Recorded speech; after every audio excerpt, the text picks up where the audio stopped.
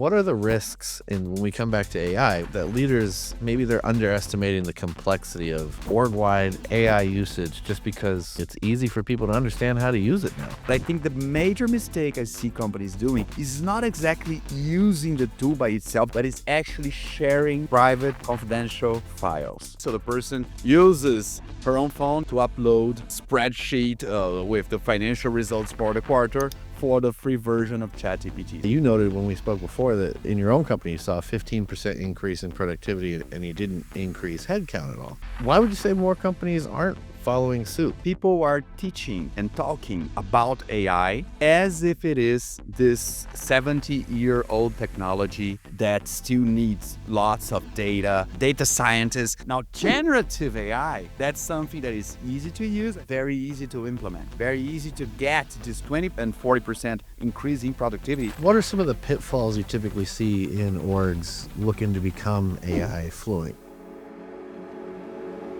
Welcome to the People Managing People podcast, the show where we help leaders keep work human in the era of AI.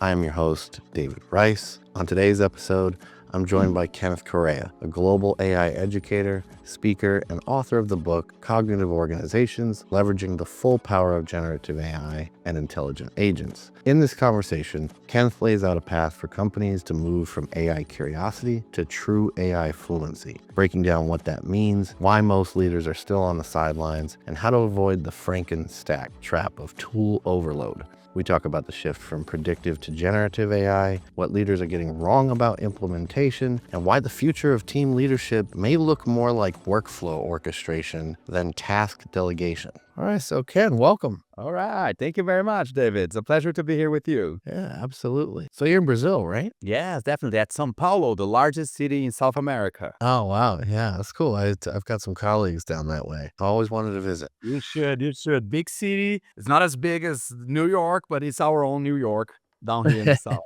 So yeah, we're going to be talking about, AI fluency and the path to get there, essentially, because I think a lot of us are headed down that path already, but not really sure what all the steps are, right? And like, how do you measure fluency? So We're still kind of building the stairs, so there will be steps that we'll find out yeah, halfway through it, right? The airplane's being built while it's flying. So those are the metaphors we use nowadays because everything happens so fast, right? So we gotta yeah, keep moving. yeah, absolutely. No, and I think one of the things that is just so different about this, right, is like you think about the modern AI interface. So it's kind of removed a lot of barriers to experimentation. Like you don't have to be a computer scientist to interact with it and to test what it can do. So like thinking about when we look back in different times in history, like Excel comes out, but people had to take courses at first for like, how do I use Excel? And then now it's pretty much sort of common knowledge. By the time you leave college, you've got some level of experience with Excel, but that's also led to like misuse of spreadsheets, right? Like I know people who have spreadsheets to track the amount of cleaning supplies they have in a cupboard. I'm curious, what are the Got it. risks in when we come back to AI that leaders, maybe they're underestimating the complexity of org-wide AI usage just because, quite frankly, it's easy for people to understand how to use it now. It's like point and click, or you start even talking to the tool and it will reply back to you with natural language. So yes, but again, I really like the way you put it because I would always advertise that as a feature, but maybe you're trying to pull up where it may be a bug, right? In the sense that people can jump right in. I think having a good interface, making it easy for the person to interact is amazing to get the person to jump in. But I think the major mistake I see companies doing is not exactly using the tool by itself, the act of using it, but it's actually sharing private, confidential files, right? We're talking about information from the company that should be kept secret, that are usually behind lots of firewalls and passwords and user authentications. And now somebody just had an idea, and maybe because the company blocked the use of ChatGPT, so the person uses his own phone to upload like a spreadsheet with the financial results for the quarter for the free version of ChatGPT. So I think probably the major risk is regarding private information being spread out without the user not even know that AI is doing. Are there ways to sort of audit how people are using it, or like kind of create some compliance checklists, maybe a sort of framework for your people to understand, how to not use it? And what are some of the things that you've seen really work in that area? Yeah, I don't see any sort of let's check out people's prompts or let's read their conversations. That we don't have space for that in 2025, I mean. Right. But on my side, what I try to do with my own company, also doing that for other companies as well, is education, education, education. It's the same issue with Mhm. cybersecurity, right? We're not going to be able to block it all. There are new URLs and new tricks that are used to hack people's account and all that. So we hope that educating people on how to use it, on the limits of the tool, on whatever means using the free version on your own cell phone and how that's different from the corporate version that has blocks, so information is kept inside those fences. So I think education should be the major path in that sense, because of course we don't have enough time to check out on everybody's answer. What some companies still try to do is whenever they create their own assistant, so some companies will get the technology, GPT or Gemini or that, but create an assistant with that company's name. So now they can create extra guardrails as regarding whatever was asked for the assistant. I'm not able to help you with that. For example, this is the kind of answer you could get, or this is the kind of information that you're not allowed to share. So if the company comes into creating their own assistant, they could install those extra guardrails to try to keep that from happening. That's interesting. It's interesting you brought up the cybersecurity angle.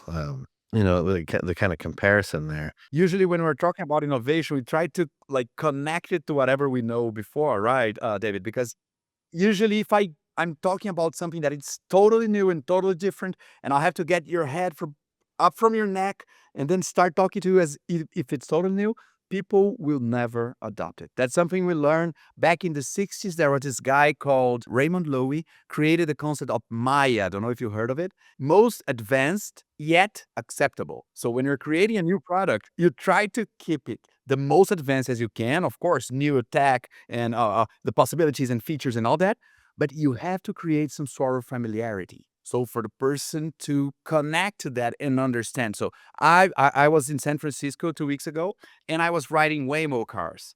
So now, Yeah. if somebody asks me, what's a Waymo? Waymo is a Uber without a driver. So I make it familiar. So, you can get an app, you can call for a ride, but the driver will not be in front of the wheel. That's a difference. And the rest is all the same. You put your credit card, you pay for the distance that you travel and all that. So I think Yeah. creating this sort of familiarity always makes it easy to sink in new information ideas. So leaders are wanting teams to get more done, right? Like productivity is really driving a lot of this, what people are aiming for with AI, and they're largely getting that. I think, a 20 to 40% boost is sort of the norm from some of the studies that we've seen. And I believe Yeah, that you noted when we spoke before that in your own company, you saw a 15% increase in productivity and you didn't increase headcount at all. that's So, it.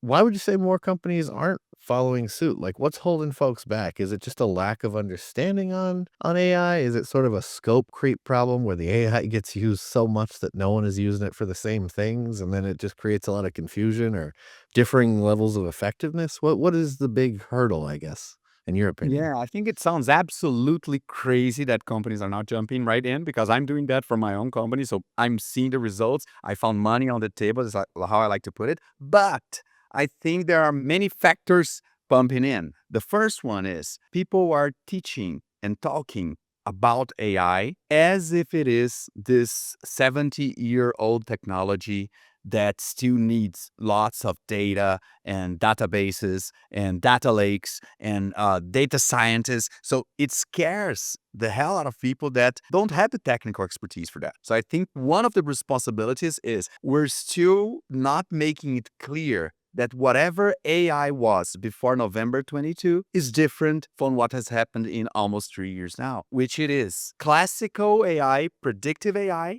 hard, technical, is amazing, but it Mhm. costs a lot and takes a lot of time to implement. Yeah. Now, generative AI, that's something that is very easy to implement, very easy to get this 20 and 40% increase in productivity, which means, remember, if we're talking about 5 days a week of work, 20% is like one day off. So we're talking about accomplishing the same production, the same results, but with 1 or 2 less days in the week. So whatever happens is leaders, people in charge, they are not using it personally. And the first tip that I would like to give your audience, and that's something that I speak with leaders all around the world, is you have to put your hands on it. You only see the value as long as you start using the apps. So there's ChatGPT, there's DeepSeek, there's Gemini, there's Cloud, that you can download the app and you can use it for personal stuff. So for example, you get at home, it's Sunday night, you don't want to cook anything, but you gotta eat.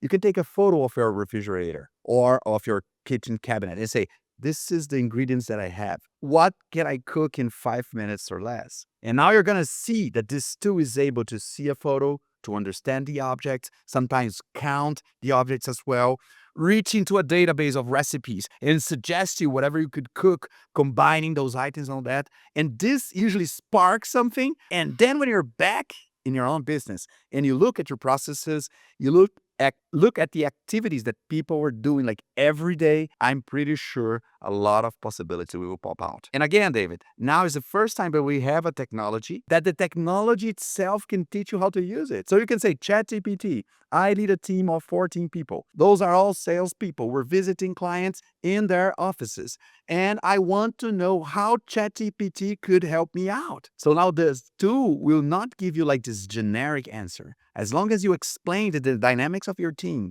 whatever you sell, what's your strategy, where you're going, you're gonna get like really good advice into what to do. So I think really start using the tools is one of the steps that should be taken, and companies haven't done it yet. Of course, when you look at the media, it's all about the fear and the risks and how Yeah. AGI and Skynet and AI is going to destroy us all. Again, I don't know if we're reading the news or a science fiction book, but that's how it feels sometimes with kind of contents, right? So I think that's probably one of the main issues that companies haven't jumped on it yet. Now, it's a technology, it has its limitations. I'm pretty sure it's important for us to understand the limitations. So this tool will hallucinate, will create content which is not based or grounded in reality. And this is like a big no, right?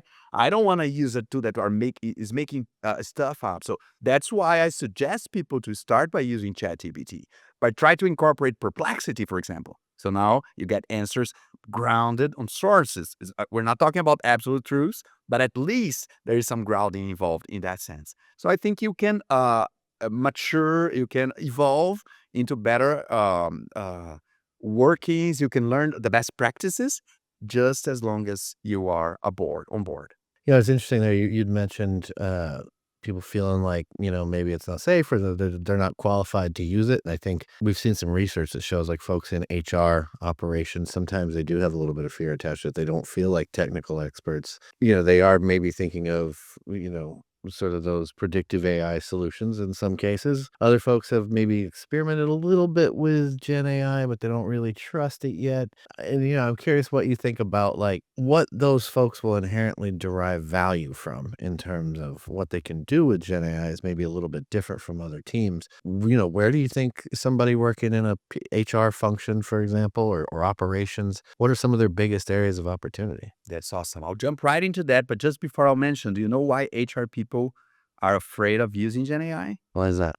2016, there was this paper came out, and then every other media talking about human resources mentioned it about the algorithmic bias. I hope I'm saying that right, because there were companies using predictive AI to help them select through resumes, and when they found out that actually the predictive AI tool saw the data on IT teams, and they said it, okay, only men are working in IT. So, as a predictive tool, I predict that only men are good working in IT. And that's a horrible thing to say, right? But again, AI has no ethics, has no morale. It's only working on the data which was provided.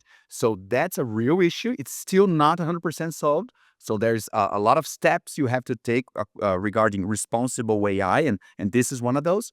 But a lot of the folks in the HR space, they created a thing with the term AI. So whenever you say AI, they're like, oh no, There's bias there. And of course, if I use ChatGPT, of course there's bias. Every person that I know has their own bias. I have my own bias as well. And software trained on human data will carry human biases. So that's just one thing that I wanted to mention about why HR people are not really into it. But I've spoken in 2 large events in Brazil, one of those with 3,000 people from HR, and I was showing and demoing some of the use cases that we've done with AI. One of those was a study case that I did with a company, with a solutions provider I work with, because my company is 95 people, that's the size of the team. And we use it to evaluate and to poll our employees about their performance and regarding how they're feeling about the company and how we're treating them, how their bosses are treating them. So it's a 360 feedback analysis and all that. So now get it, 95 people are evaluating 95 people. We're talking about 95 times 95. It's 9,000 pieces of content to analyze. It's impossible to have time. If we started that in January 1st, we'll still be halfway through it, right? But we have to give people feedback as well. So what we did is using Gemini, which has a large context window of 2 million tokens. It means the 9,000 answers to the form could be inputted as data. Now we're using that to analyze patterns, to check out outliers, we ask Gemini to pinpoint to us whichever topics were more urgent so we could act on it. So one of the examples for the HR people is sometimes you have dashboards, you have data, you have answers and forms, but you don't have the time to analyze it all. Some people in HR don't know Microsoft Excel, are not good with formulas, not good with numbers.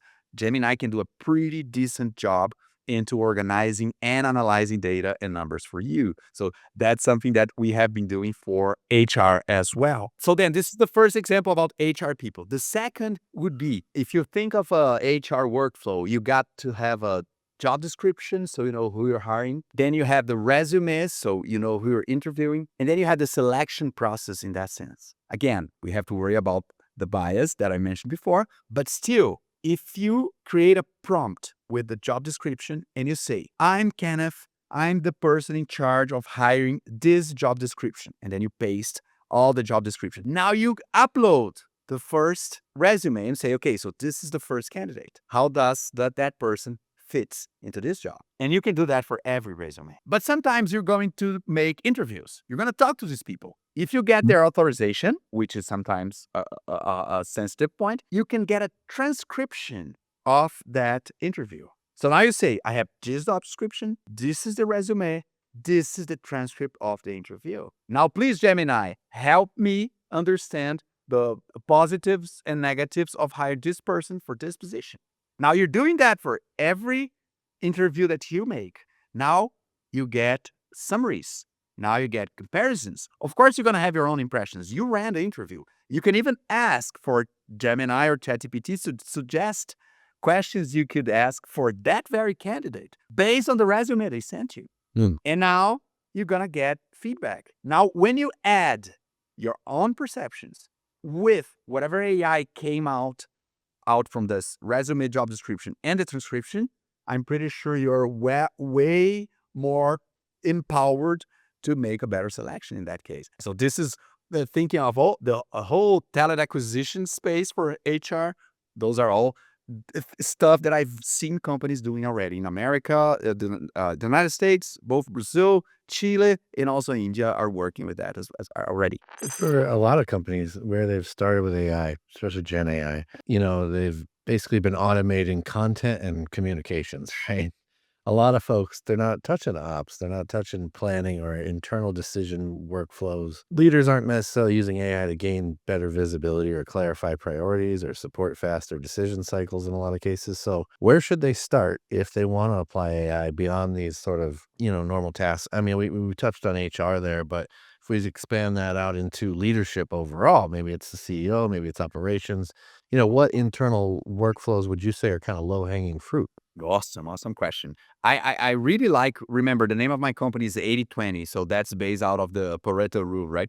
We really like the idea of prioritizing, the ability to choose where should you act first, because surely there's a lot of things to do. You could act or you could attack in many different fronts. But once you think of prioritization, and this is a matrix that I created on the book, where I say you have simple tasks, you have complex tasks, you have unique tasks and repetitive tasks.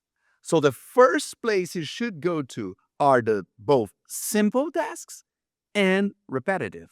So we're Mhm. not talking about creating an AI solution to make better strategic planning. Okay, that's fine, but if you can start with accounts payable and accounts receivable, if you start with analyzing customer phone calls, if you can start with job interviews transcriptions, because though this is stuff that's happening a lot of times every day.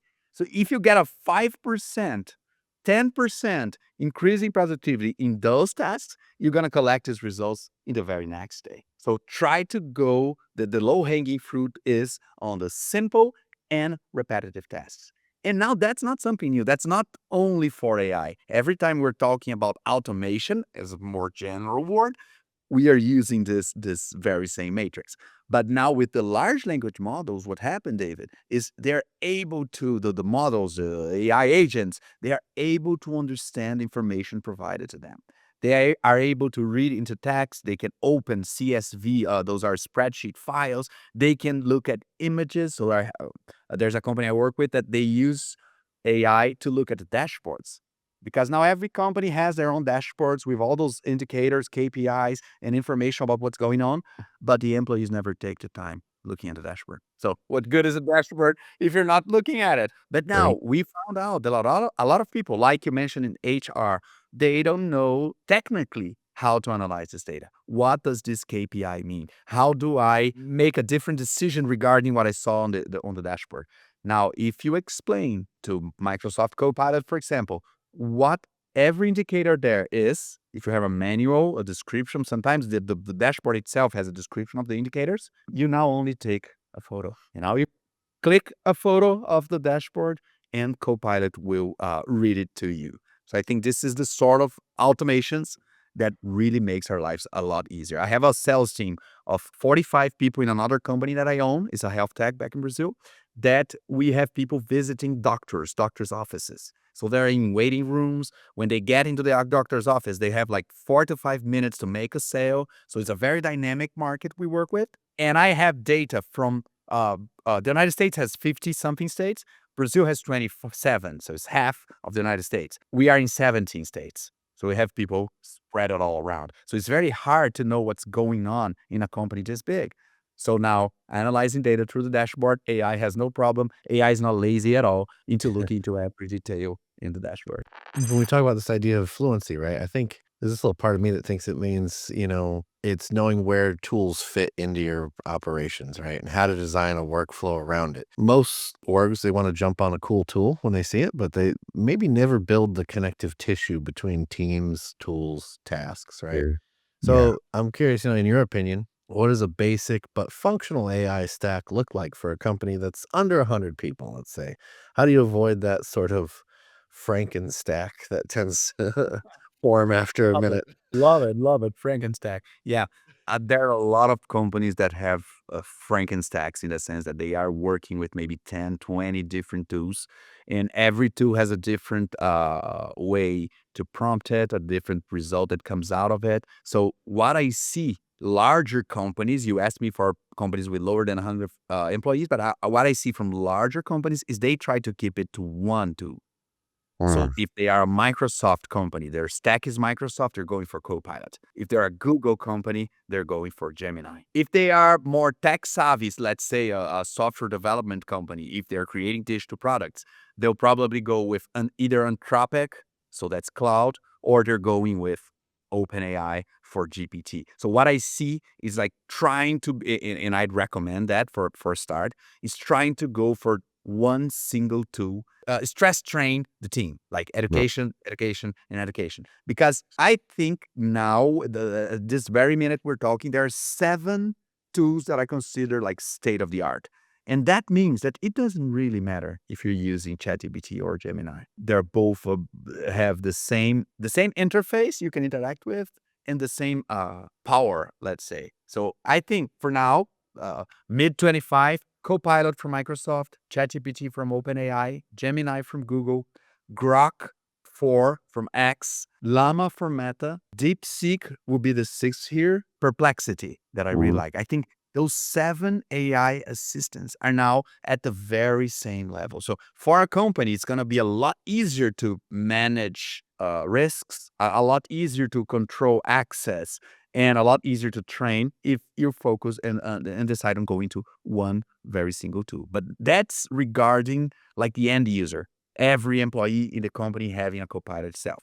But when you go to the back end, when you're talking about really automating processes, you're implementing networks of agents and orchestrating them, then you have to go to about 3 or 4 different providers. It is very hard to stick to one single provider because there's so much stuff going on that you don't want to be left behind. Every time that there's a new model out with a new tech, you have to be able to switch between those samples. But this is all more technical side, CTO side conversation. Now, the big question right now, I think a lot of people have when it comes to our people, or a lot of leaders have when it comes to our people, is around skills. How do we transition folks into what comes next, right? Right now, it still feels like we're having to reframe efficiency to mean not fewer humans, but better leveraged humans, right? So people becoming orchestrators and validators of AI outputs, not necessarily task monkeys. It seems like the future role of a team leader might be focused more on quality control of agents and strategic routing of workflows, right? So what new roles or skill sets should leadership be developing now to sort of manage AI literate teams? I love it. Yes, the idea of being AI literate in the sense of generative AI has all to do with using the tools. That's amazing. But for leaders, is very important to have, and this is hard, what we call a judgment, the ability to choose wisely. Either is this task supposed to be executed by a human, or is this task something that a computer would do best? And there's no problem into that. We're not talking about any taboos here. The idea Yeah. is there are tasks that the computers are already doing better. So if you have to check stuff on a checklist, if you have to analyze imagery for any sense, if you have to check specific information into documents, if you have to scout for parts of a text or a piece of information, if you want to summarize, those are all tools that computers are doing best. So as a leader, if you understand that and you use that as a starting point, like this is something that I don't want my humans to be working with. Because on the other side, you have creativity. You have judgment in the sense of making decision, making the call, right? And being responsible for that decision as well. Also, being able to see paradox, being able to understand complexity into the decision making. Those are all human abilities where humans are thriving a lot more than AI, and AI is in this space. You could say you try to use AI to create a plan for you. It will suggest maybe date and a schedule for that, but it's very low quality when compared to human work. I think trying to decide which way to go for every task is one of the abilities that these managers would need. And I will have to say that that's what's inspired me into writing the book Cognitive Organizations, because I wanted to give a handbook for managers so they're able to keep aligned with the vision that computers are always getting more and more powerful. Computers are getting better by the day. Every day, every week, there's a new solution out. So this is all right. We're not able to keep up with everything. Of course, it's impossible to follow. I try to keep up with what's going on, but we're already 3 minutes in here. So I don't know, maybe in the last 30 minutes, something big happened. So you're not keeping up with everything. But if you understand that this is a reality, if you understand that 20 to 40% increasing productivity is non-ignorable, there's no way you can ignore that in the sense that your competitors are already using it. I think Yeah. managers will make good decisions in that sense. And again, remember that we have a ongoing discussion in the world about job displacement, about people being replaced by AI, but actually when I speak to companies, their problem is reverse. Actually, they are not finding talents willing to work. So now what I need to do, and that's what I did for my own company, you mentioned it earlier, is I kept my talents. I have 95 people in the company. That's for the past 3 years. I've grown 15% per year with that very same 95 people team. And I'm doing that because I am empowering my own people. And again, that's the mindset I had to change when I saw that this is a reality. I need to get everybody on board. And I'll be honest with you, not everybody jumped on board. A lot Yeah. of people still wanted to work like they did before. But I don't think you can work in 25 the same way you worked in 21 because something happened in Yeah. that period. And I'm not talking about COVID, right? I'm talking about Right. the birth of generative AI. So I think when you change your mind to, I have talents in my company, which I need to empower and to leverage the best that I can out of what they can do together with AI tools, that's when you get the best, the icing on the cake, you know?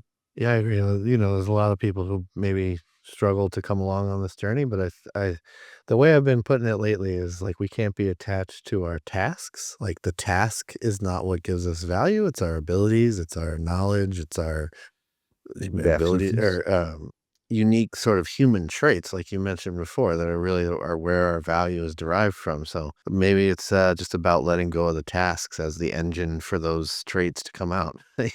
So I'm curious, what are some of the pitfalls you typically see in orgs looking to become AI fluent? Especially as they're sort of in those curious stages, they're starting to experiment.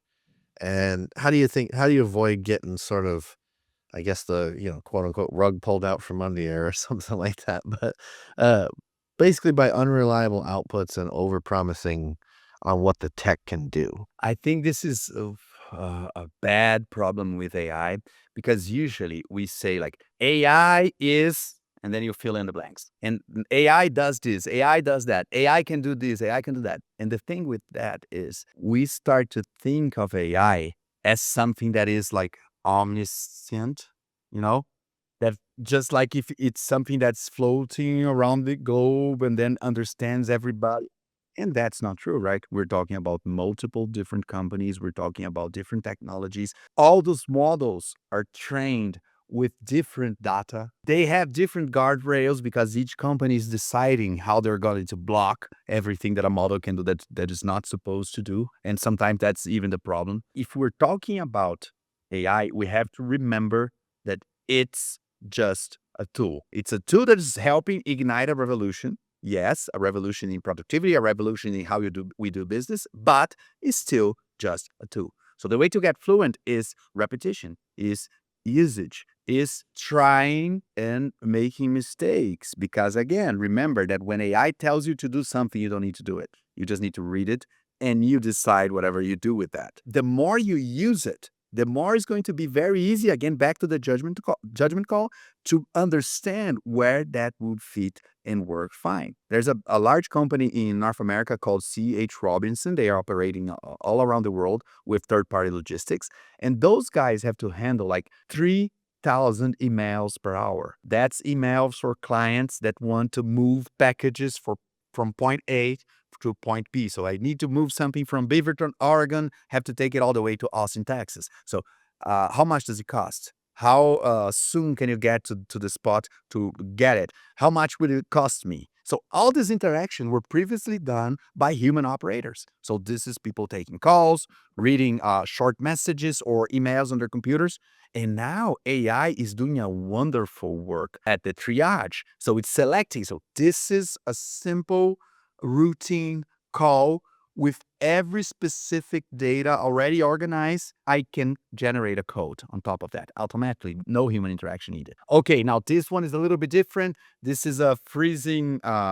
This has to be taken with a refrigerator truck, and this has to leave in the next 6 hours, which is below the time that we usually do. So, okay, now let's take that to a human. So you start to develop a fluency when you see more and more and more use cases. Remember that C.H. Robinson has been working with that for a year now, and they are only handling 10% of those calls. 90% of the calls are still handled by humans. There's another story with Klarna, the Swedish company that does like customer assistance service, right? Those guys went all in into Gen AI. When they saw the technology, they said, okay, guys, this is going to save us. We're going to lay off everybody, right? But now it kicked back because they realized AI is not a human. It's not going to be able to deal with every 100% of the customer service situations. And now they've switched to a more balanced approach. And I'm not making the numbers here. It's 80-20. So 80% of the work is handled by AI, 20%. Those are the exceptions. Those are the specific cases. Now they are triaged and taken to the human assistants. So I think, again, it's impossible to read a book about that. So we were talking about fluency. There's no grammar book you can read. You could talk to other people, right? That's how you get more fluent in the language. I hope my English is not bad today. So you It's been great. fluent, right? When we're talking about it, so you could talk to your folks, to your fellows, to people in other companies that are already using these tools. And especially, again, very important, get your hands dirty. I think I made my point on that, but you get fluent the more you speak the language. Excellent. Well, Kenneth, thank you for coming on today. I really appreciate you giving us some of your insights. That's awesome, man. I hope you like. I'm glad you liked it. I like it as well. I loved your very complex questions there. You're trying to get me, and I have to find a way to bring like the side that I look at things, because sometimes I will feel it. It will feel like I'm all excited, and you should go all in. There's no limits or there's no problems with that, but there are downfalls. There are points that we have to take care of, but we will Uh, only learn when we jump in on board. So that's what I'm trying to help people to understand that 20% productivity boost is impossible to ignore. well, again, thank you, and yeah, looking forward to seeing how your conversations evolve over the next couple of years. I think it's going to be interesting. That's So, awesome. That's great. listeners, if you want to check out Kenneth's book, it's called Cognitive Organizations: Leveraging the Full Power of Generative AI and Intelligent Agents. You can pick it up on Amazon. Be sure to check that out. And until Awesome. next time, get your hands dirty.